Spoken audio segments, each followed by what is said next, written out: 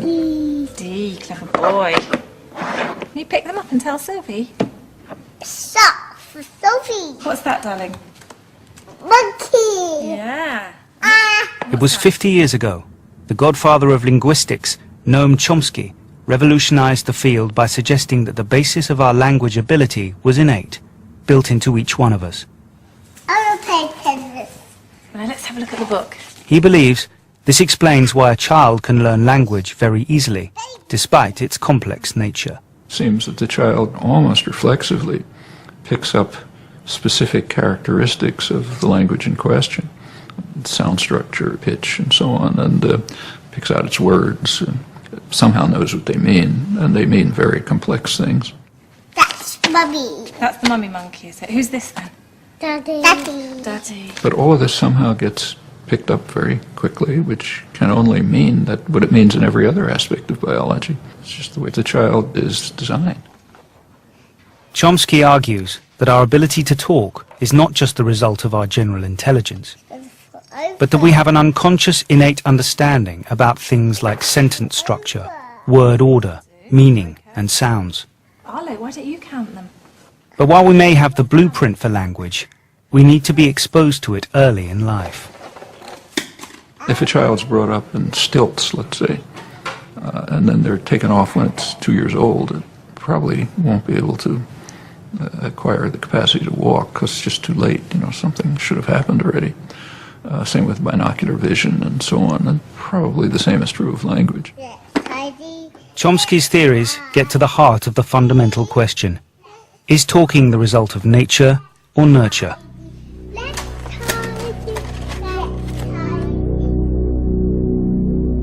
It's a problem that's notoriously difficult to unpick.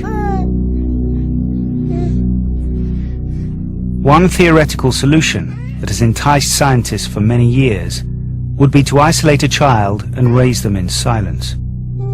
Would the child develop language on their own? Because of the cruelty involved, scientists could never carry out this test on humans. It's become known as the forbidden experiment.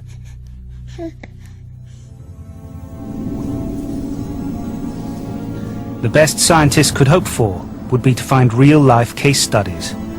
Feral children, those brought up by animals in the wild. If children raised away from human contact could be found, how they communicated could finally answer the question of whether the ability to talk was innate.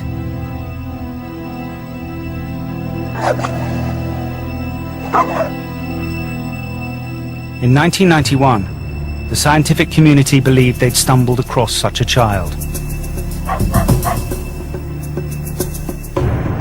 8-year-old Oksana Malaya was found in the Ukraine, and she'd been raised by dogs.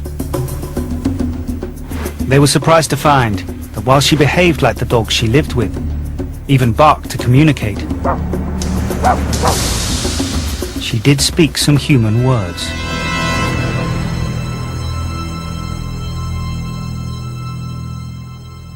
The findings seem to suggest that despite her circumstances, Oksana had an innate ability for language, one that was nurtured after she was found.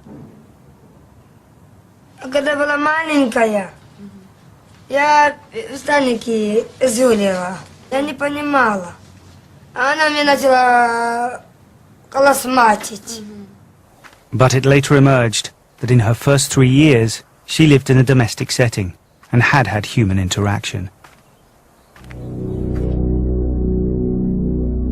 It meant the scientists were no closer to establishing how much of our ability to talk is innate. The forbidden experiment has remained enticing, but out of reach. Until now.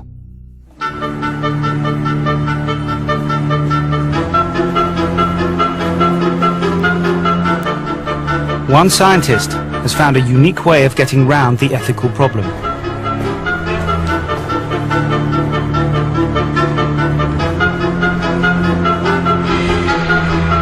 Ofer Ternikovsky is studying something linguists think might hold the key to whether speech and language is innate. The forbidden experiment is trying to see what speech and language human infants will develop without any exposure to spoken language. Of course, this cannot be done in a human, but why shouldn't we do it with birds? Zebra finches are perfect subjects. While the females don't sing at all, the male chicks learn to sing by imitating their fathers, just like human children copy their parents.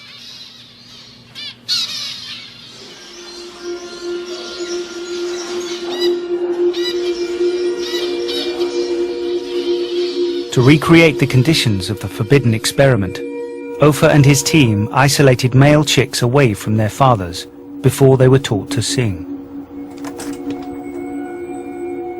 Kept in isolation in specially soundproofed cages, their song developed to no more than a croak.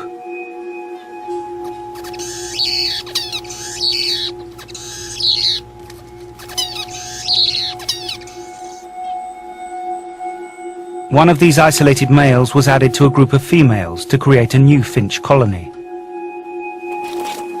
Ofer hoped that the females would find the male's call attractive enough, that they would mate and create the next generation.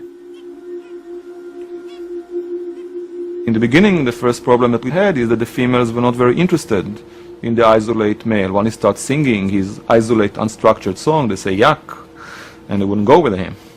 But we didn't let go, and we kept going like that.